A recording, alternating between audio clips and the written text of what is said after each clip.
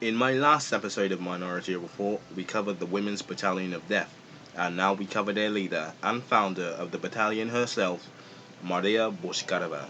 In the spring and summer of 1917, after the February Revolution had left the country in chaos, a very talked about name on everyone's mouth was Maria Bochkareva.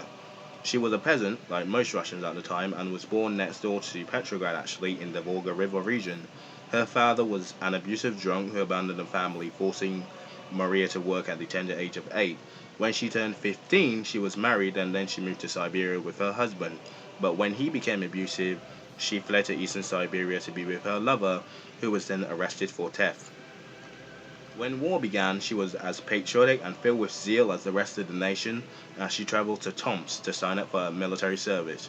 She was obviously told there was only medical personnel or rare echelon troops or female telephone operators, but she wanted to fight on the front lines, and she even wrote to the Tsar, Nicholas II himself, to let her fight, and he accepted.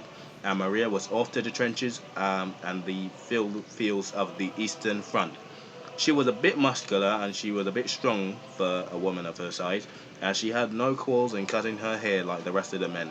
She was trained in marksmanship and she was sent to the 28th Politic Infantry, where she nicknamed herself Yasha. Where she nicknamed herself Yashka. She was wounded multiple times and she was rewarded for bravery, even getting 2 crosses of St. George on her front from 1915 to 1916. Then her battalion would be formed in 1917. So skip to the revolution. With the Tsar out and the provisional liberal government in charge, she was very supportive of the abdication of the Tsar, but she saw that the Russians didn't know how or what to do with real freedom, especially with the breakdown of the army and most civil services at home. So morale was low and desertions were at an all-time high, so shock troop battalions were formed to boost morale. They were named Death Battalions, with their only job to die for the Tsar, just like the RDT. Stormtroopers, the Blue Devils, they showed the common frontline soldier that they were willing to fight and die to the end. This would hope inspire the others to do the same. Bochkareva wanted to set an example for the women of Russia as well, and they wanted the women of Russia to play a part. Well, when she asked for permission to set up her own battalion, she had help from Razumnikov, passing the word to the new head of state, Kerensky, and the first battalion of death and the first battalion of women of death battalions were formed. She was granted permission and she went to Petrograd to get women to sign up. They answered the call, about 1,500 of them on the first day, 500 more the next day. She was given space at the Women's Institute to train and outfit the recruits. Most didn't make it throughout the first day, so it was trimmed down to 500. And most didn't make it on the first day, trimming it down to about 500 women. You could be discharged for either not taking training or drilling seriously, and some women basically changed their minds, and there were some Soviets who wanted to set up Soviets, and Maria Bochkareva said no. So she and she alone was in charge. There were no concessions but one, which was not really a concession, but it was basically having a Mosin carbine, which was shorter, lighter, and a bit more practical in general. They would work 10-hour days, and soon they were down to 300 minimum. After training, they were outfitted and they wore the red and black arrows, which were worn by the male death battalions, which meant they were willing to fight to the death for Russia. She was promoted to battalion NCO and she was given a Nagant revolver, a Shashka saber, and an officer's belt.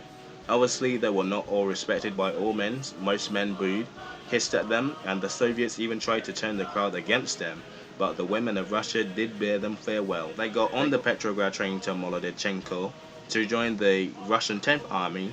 They were baptized in fire on the 20th of July as they went over the top at Smorgon to face the Germans. By this time, the Russians were in full retreat, and they filled up the spaces left from the deserters. And of course, with a force of less than 300, they were mostly dead or wounded by the end of the day. Maria herself being wounded by an artillery shell. She was then promoted to second lieutenant. After her battalion came many other copycats, and she wasn't involved in these other women's battalion of death like the Kuban or the Moscow or the Soviet women's battalion of death. Her unit did show action in the Bolshevik October Revolution, but that was a different unit of women defenders guarding the castle, which was, I believe, the Kuban Women Battalion of Death.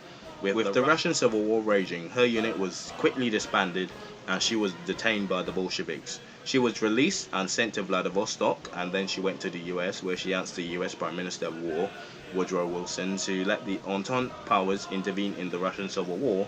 So that's how you get the American Expeditionary Force, the Japanese in Siberia, so on and so on. So she also wrote and dictated her memoirs, Yashenka, My Life as a Peasant, Exile and Soldier. She then went to Britain. She was given full funding by the War Office in Britain to return to Russia and fight in the war. She arrived in Archangel and tried to get a battalion of troops going, but she failed. Then she went to Tomsk, served under Kolchak, and then was again captured, but this was the last time, as the Red Army executed her on May the 20th, 1920, as an enemy of the state.